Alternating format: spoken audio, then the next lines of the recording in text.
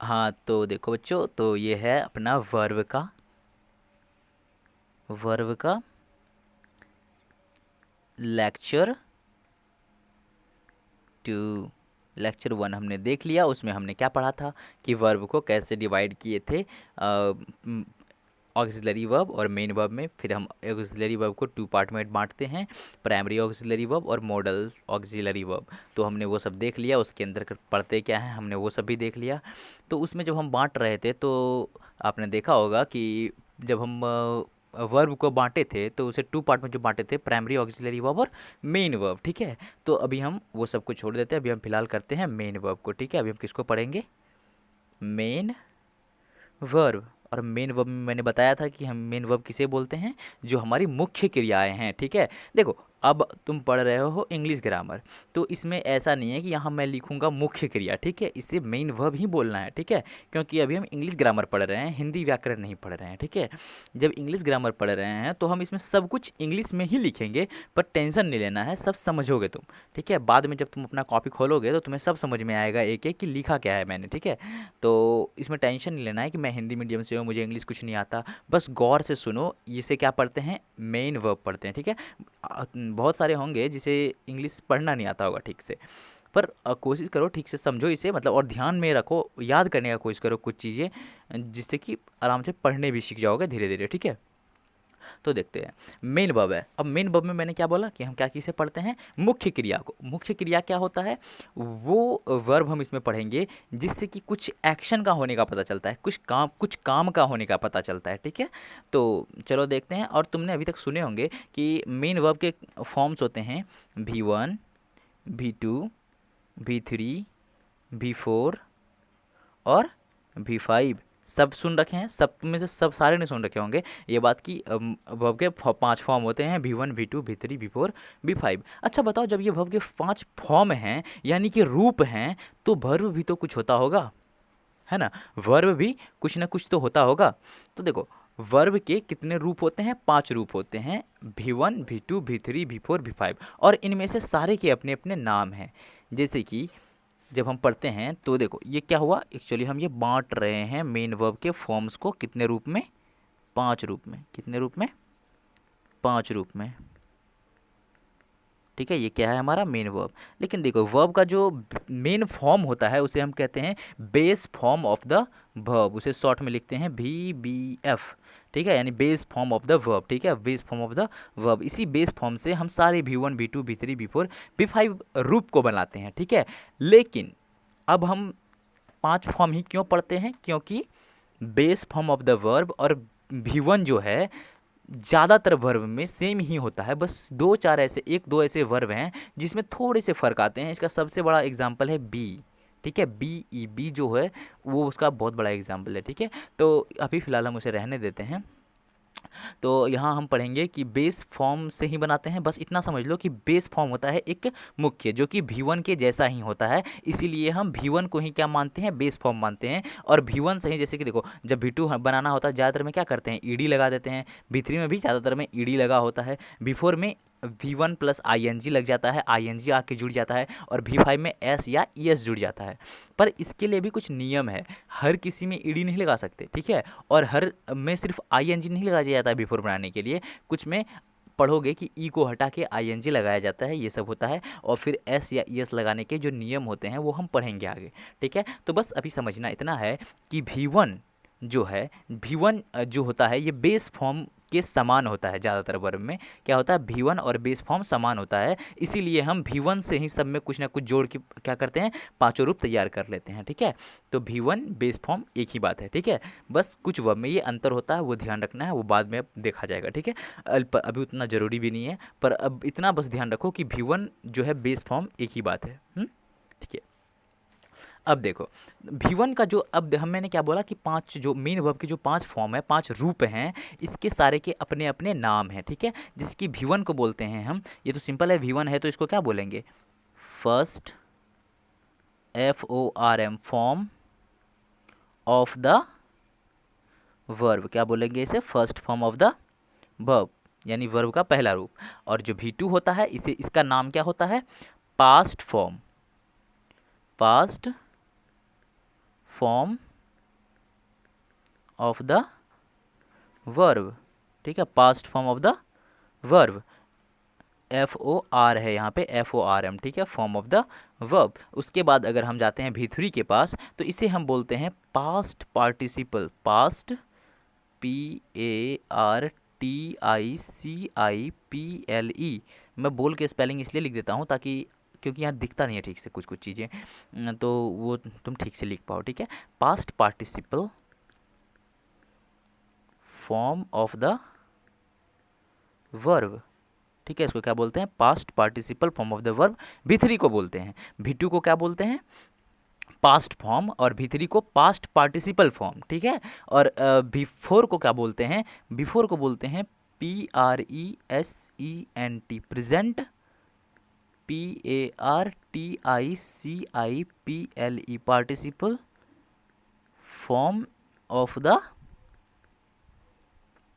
Verb, ठीक है, इसे क्या बोलते हैं, present participle form of the verb. क्या होता है, बिफोर कहलाता है present participle form of the verb. और V5 जो है इसको हम बोलते हैं present SINGULAR, singular form of the verb, ठीक है, इसे क्या बोलते हैं, present singular form of the verb, VERB लिखा हुआ है, ठीक है, वर्ब। तो इतना समझ में आ गया।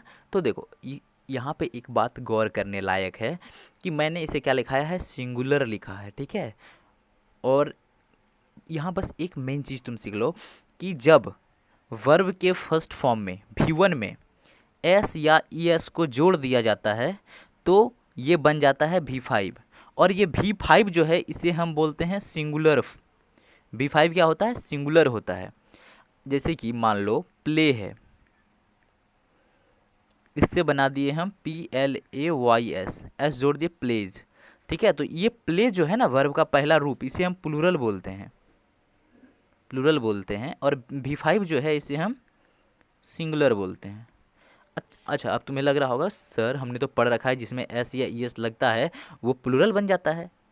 जैसे कि हमने पढ़ रखा है मैंगो, मैंगो से हम अगर इसे एक से ज़्यादा आम हो जाता है इसे हम क्या लिखते हैं, MANGOES, मैंगोज लिख देते हैं, है ना। मतलब ये क्या है, इसमें हम ये इसे कहते हैं प्लूरल और इसे कहते हैं सिंगुलर। सही बात है, सबको इतना पता है कि ऐसे ही बोलते हैं हम। पर देखो इस दोनों में एक फ़र्क है, ये मैंगो जो है नाउन है, किसी चीज़ का नाम है। ये क्या है, मैंगो नाउन है, मैंगो क्या है, नाउन, ये किसी का नाम है। पर प्ले, खेलना, एक काम है, एक क्रिया है, ये वर्ब है। ये क्या है, वर्ब है। प्ले यानी कि खेलना क्या है, क्रिया, ये एक वर्ब है। लेकिन मैंगो नाउन है, ठीक है, ये किसी चीज़ का नाम है। तो वर्ब और नाउन में एक फ़र्क होता है कि वर्ब में जब S या ES लगा होता है तो इसे सिंगुलर बोला जाता है, और नाउन में जब S या ES लगा होता है तो इसे प्लूरल बोला जाता है। जैसे कि अब मान लो हम बोल दिए यहाँ पे तुम्हें ईट, ईट मतलब खाना, ईट मतलब खाना, ये क्या है, वर्ब, क्रिया है। ईट क्या है, खाना, ईट मतलब क्या होता है, खाना, EAT, ईट मतलब खाना, एक क्रिया है, एक काम कर रहे हैं ना। उसे हिंदी में कहा जाता है जिस ऐसा शब्द जो कि किसी काम को दर्शाता है और उसके बाद में ना लगा होता है उसे हम वर्ब कहते हैं। एक हिंदी में पहचानने का तरीका होता है, पर उसकी कोई आवश्यकता नहीं है, बस कॉमन सेंस काफ़ी है। जो हम कोई काम कर रहे हैं उस काम का जो नाम है, अगर वो हम काम कर रहे हैं तो हम वो अगर काम कोई किया जा रहा है तो उसके क्या बोलते हैं, हम वर्ब बोलते हैं, ठीक है। ये एक एक्शन वर्ड है, इससे काम होने का पता चलता है, ठीक है। तो ईट मतलब खाना, खाता है इंसान, कोई काम करता है, तो ये क्या है, वर्ब। ले इसी तरह से और ये देखो बिना S या ES का है, अगर इसमें हम EATS लगा दें तो ये क्या हो गया, S जुड़ गया इसमें, तो अब ये बन गया V5, ये बन गया V5, तो ये क्या हो गया, सिंगुलर हो गया, ठीक है। ये क्या हो गया, सिंगुलर हो गया। और ये क्या है, प्लूरल है। ये ईट जो है ये क्या है, प्लूरल है, ठीक है। ये वर्ब का पांचवा रूप हो गया, ये वर्ब का पहला रूप हो गया, ठीक है।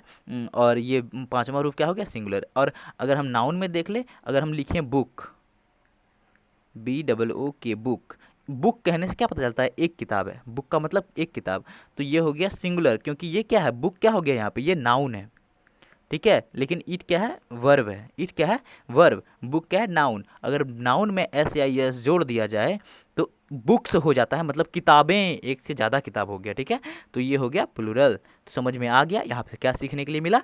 यहाँ एक बहुत इंपॉर्टेंट चीज़ हम ये सीखते हैं कि वर्ब में जब एस या ई एस लगा हुआ दिखे तो हम उसे सिंगुलर बोलेंगे, ठीक है, उसे हम क्या बोलेंगे, सिंगुलर बोलेंगे। लेकिन नाउन में अगर हमें एस या ई एस लगा हुआ दिखे तो उसे हम क्या बोलेंगे, प्लूरल, उसे हम क्या बोलेंगे, प्लूरल बोलेंगे। समझ में आ गया।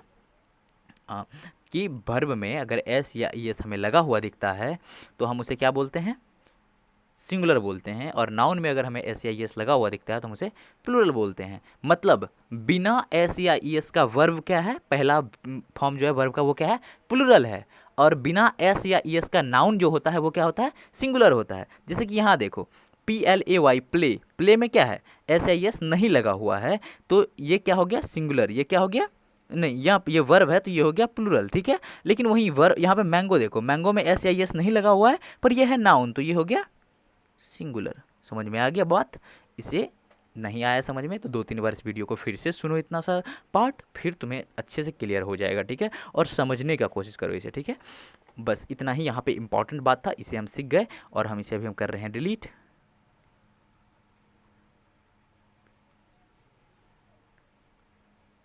और अभी हम पढ़ेंगे इसके जो यहाँ पे, क्योंकि ये कॉन्सेप्ट यहाँ सीखना जरूरी इसलिए था क्योंकि यहाँ भी हम इसका इस्तेमाल करने वाले हैं, ठीक है।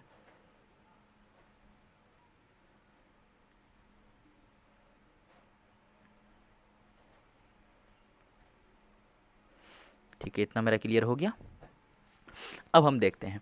तो देखो हमने क्या पढ़ा कि ये भव का जो फर्स्ट फॉर्म होता है ये क्या होता है, ये होता है प्लूरल। कैसा होता है, प्लूरल होता है, ठीक है। और ये जो फिफ्थ फॉर्म होता है ये कैसा होता है, सिंगुलर होता है, ठीक है। मतलब इससे एक वचन का पता चलता है, इससे बहुवचन का, ठीक है। ये सिंगुलर होता है, ये प्लूरल होता है। सिंगुलर प्लूरल का मतलब समझे, सिंगुलर मतलब एक, प्लूरल मतलब ज़्यादा, एक से ज़्यादा। तो इतना समझ में आ गया। देखो तो ये हो गया प्लूरल, ये हो गया सिंगुलर, V1 हो गया प्लूरल, V5 हो गया सिंगुलर, ठीक है। अब देखो यहाँ V2 और V3 जो है ये क्या होगा, मैंने इसके बारे में तो कुछ बताया ही नहीं, वो दोनों के बारे में तो हम इतने देर से डिस्कस कर रहे थे। तो देखो इसका हम सिंगुलर प्लूरल सभी तरह के सब्जेक्ट के साथ इस्तेमाल करते हैं इसे। अब बात ये आया कि सर ये क्या बोल रहे हैं।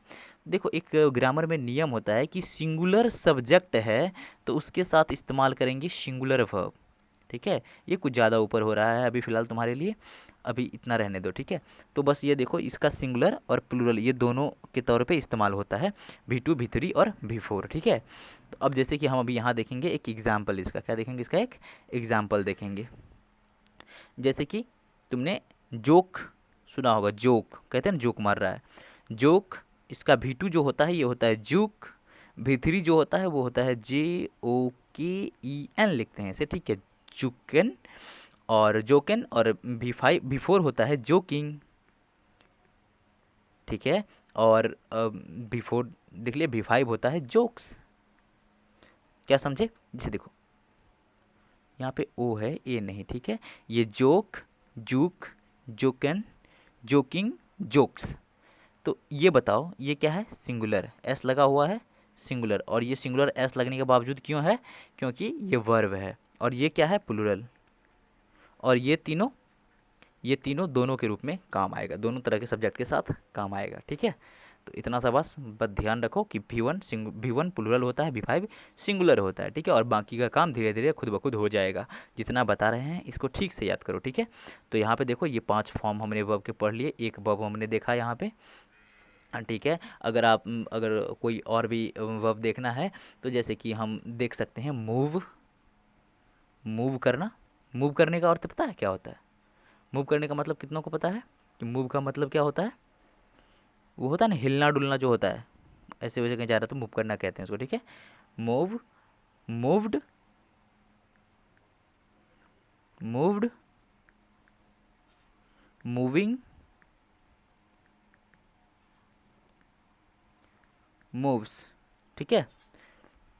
तो इसका V1 ये हो गया प्लूरल, V5 ये हो गया सिंगुलर, SING, ठीक है, ULAR सिंगुलर। तो इतना उम्मीद करते हैं कि तुम सबको समझ में आ गया ठीक से, ठीक है।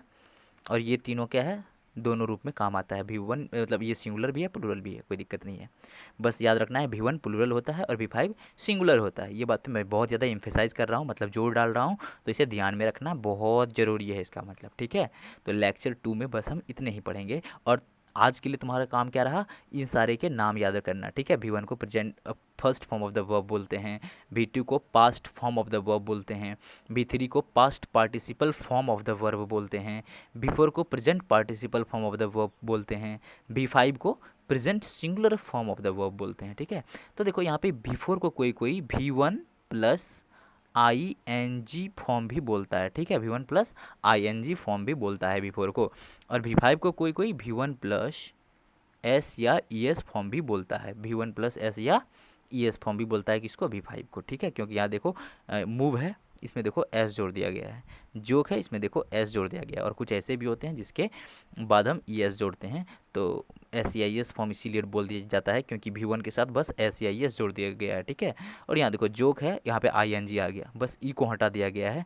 ये नियम होता है कि ऐसे वर्ड जो कि इंग्लिश, अरे जो कि ऐसा वर्ब का फॉर्म जिसका कि V1 जो है वो किस पे, ई पे समाप्त हो रहा हो, उसका V4 बनाते हैं तो ई को हटा दिया जाता है और ING डायरेक्ट लिख दिया जाता है। ऐसे ही कुछ और भी अनोखा रूल हम पढ़ेंगे अगले लेक्चर में, पर अभी के लिए बस इतना ही।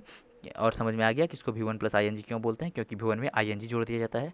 इसे V5 को V1 प्लस S या ES क्यों बोलते हैं, क्योंकि V1 में S या ES जोड़ दिया जाता है, बस, ठीक है। तो बस इतना है, और इन पांचों का नाम याद रख लेना है, और मेन वर्ब का हम 5 रूप पढ़ते हैं, ठीक है। और जो इसका मेन फॉर्म होता है उसे क्या बोलते हैं, base form of the verb बोलते हैं। सिंगुलर सब्जेक्ट के साथ सिंगुलर वर्ब आता है। बस इतना ही था आज का टॉपिक में, ठीक है। अब हम इससे आगे का जो लेक्चर होगा उसमें हम सीखेंगे कि V1 से V2 और V3 कैसे बनाते हैं, इसके कुछ नियम पढ़ेंगे, ठीक है।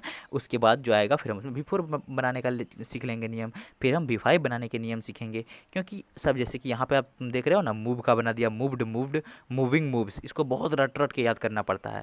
पर कुछ ऐसे ट्रिक्स भी होते हैं, कुछ ऐसे नियम भी होते हैं जिसके सहारे हम इसे बनाने के लिए सीख सकते हैं, फिर हमें ज़्यादा याद नहीं करना पड़ता है। पर हाँ, कुछ तब भी ऐसे कुछ वर्ब बच जाते हैं जिसे याद करना पड़ता है, वो भी हम धीरे धीरे कर लेंगे, उतना भी लोड लेने का बात नहीं है। बस इसका नोट्स बनाओ, ठीक से पढ़ो, ठीक है।